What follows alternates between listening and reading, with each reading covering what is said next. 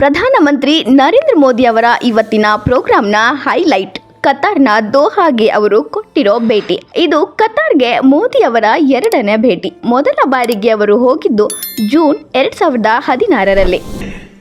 वेद की जिन ऋचाओं का पाठ होता है वो हमें सिखाती हैं वसुधैव कुटुंबकम, अर्थात पूरी पृथ्वी ही हमारा परिवार है.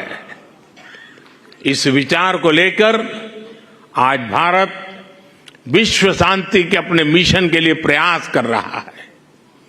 भारत की प्रेसिडेंसी में इस बार G20 देशों ने one earth, one family, one future के संकल्प को और मजबूत बनाया है, आगे बढ़ाया है. हमारे ये प्रयास वन सन, वन वर्ल्ड, वन ग्रिड जैसे अभियानों को दिशा दे रहे हैं. ಕತಾರ್ನಲ್ಲಿ ಪ್ರಧಾನಿ ನರೇಂದ್ರ ಮೋದಿ ಅವರಿಗೆ ಭಾರತೀಯ ವಲಸಿಗರಿಂದ ಆತ್ಮೀಯ ಸ್ವಾಗತ ಸಿಕ್ಕಿದೆ. ಅಲ್ಲಿನ ಭಾರತೀಯರಿಗೆ ಹಸ್ತಲಾಘವ ಮಾಡಿದ್ದಾರೆ.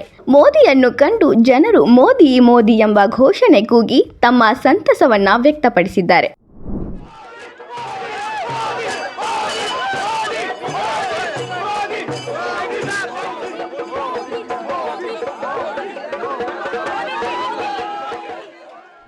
ಮೋದಿಯವರು ದೋಹಾದಲ್ಲಿ ಕತಾರ್ ಪ್ರಧಾನಿ Sheikh Mohammed bin Abdul Rahman Al Thani ಅವರನ್ನ ಭೇಟಿ ಮಾಡಿ ಅವರೊಂದಿಗೆ ದ್ವಿಪಕ್ಷೀಯ ಮಾತುಕತೆ ನಡೆಸಿದರು.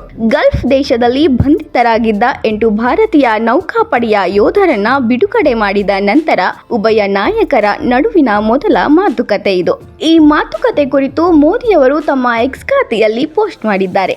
ವ್ಯಾಪಾರ, ಹೂಡಿಕೆ, ಇಂಧನ, ಹಣಕಾಸು ಮತ್ತು ತಂತ್ರಜ್ಞಾನದಂತಹ ಕ್ಷೇತ್ರಗಳಲ್ಲಿ ದ್ವಿಪಕ್ಷೀಯ ಸಹಕಾರವನ್ನು ವಿಸ್ತರಿಸುವ ಕುರಿತು ಅಭಿಪ್ರಾಯಗಳನ್ನು ವಿನಿಮಯ ಮಾಡಿದ್ದಾರೆ. ಒಟ್ನಲ್ಲಿ ಮೋದಿಯವರ ಇವತ್ತಿನ ಇಡೀ ಕಾರ್ಯಕ್ರಮ ಕತಾರ್ ಪಾಲಿಗೆ ಮೋದಿ ಹಬ್ಬದ ಹಾಗಿತ್ತು ಅಂದ್ರೆ ಉತ್ಪ್ರೇಕ್ಷೆಯಲ್ಲ.